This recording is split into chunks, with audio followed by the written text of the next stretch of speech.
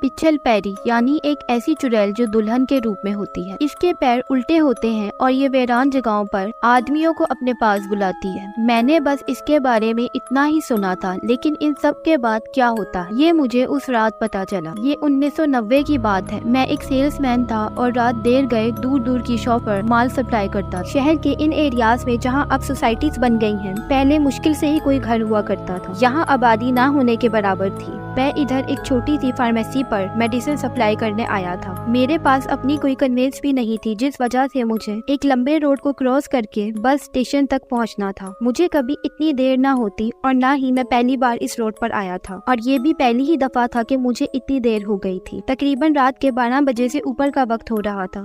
मैं एक बहादुर इंसान हूँ, पर रोड की वीरानी मुझे खौफजदा कर रही थी, जिस वजह से मैंने तेज तेज चलना शुरू किया कि अचानक मुझे छन छन की आवाजें आना शुरू हुई।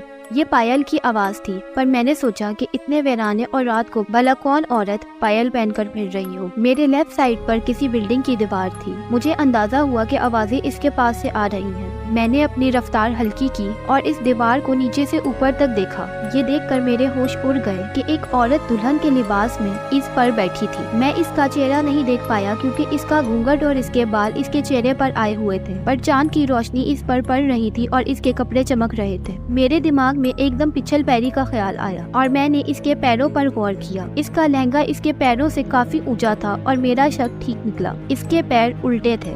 पहले तो मेरे जिस्म की सारी जान निकल गई, पर जब मैंने उस चुड़ैल के जिस्म को हिलता पाया तो अपनी सारी जान लगाकर भागना शुरू कर दिया। मैं शायद ही आज से पहले कभी इतना तेज भागा हूँ। मुझे सारे रास्ते उसकी पायल की छन छन की आवाज आती रही और ऐसा लग रहा था जैसे वो मेरे पीछे आ रही थी। मैं जैसे तैसे बस स्टेशन तक पहुँचा। यहाँ कुछ ट्रैफिक थी और छन छन की आवाज भी आना बंद हो गई थी। जब मैं घर पहुँचा तो अपने घर में सबको बताया कि मेरे साथ क्या हुआ। अब्बा ने कहा कि पिछल पैरी साथ लगकर नहीं आती, आइंदा एहतियात करना। मेरा कमरा छत पर था। जब मैं रात को सोने के लिए लेटा तो मुझे छत पर से पायल की आवाज आने लगी। मैंने रजाई के अंदर मुंह किया और आंखें बीच ली। मेरे दिमाग में कुछ नहीं आ रहा था। एक दिल कह रहा था कि कमरे से नीचे घर में भाग जाऊं। वहीं दिल में ये बात भी आ रही थी कि अगर उस चुड़ैल ने मुझे पकड़ लिया तो क्या होगा। अभी मैं इसी सोच में था कि मुझे लगा कि छत पर मौजूद मेरे इस कमरे का दरवाजा आहिस्ता से खुल रहा है और कुछ लम्हे बाद पूरे कमरे में छन छन की आवाजें आना शुरू हो गयी और कमरे का टेम्परेचर इस हद तक गिर गया कि मुझे रजाई में भी ठंड लगने लगी। मेरा मुँह आँखों तक रजाई में था, मगर मेरे बाल रजाई से बाहर थे।